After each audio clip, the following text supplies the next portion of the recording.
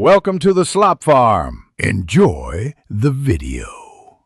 In this video, I will show how to make Sketch Artist easy method. Start by gathering simple tools and set up a clean workspace near good light. Begin with light construction lines using an HB pencil to block shapes and proportions.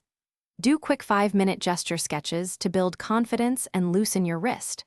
Refine with darker lines, add details, and step back to evaluate your proportions as you work. Prepare your tools and workspace for consistent practice and better results. Select an HB pencil for versatile lines and a kneaded eraser for gentle lifting of graphite. Keep a sharpener close to maintain crisp edges and a smooth sketchbook that opens flat. Position neutral, even lighting to avoid harsh shadows, and sit comfortably to protect posture. A tidy area helps you focus on form and proportion without distractions. Focus on straightforward techniques that build a reliable foundation for drawing.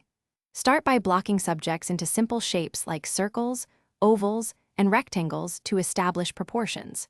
Use gesture lines to capture movement and rhythm, then add contour lines to refine edges.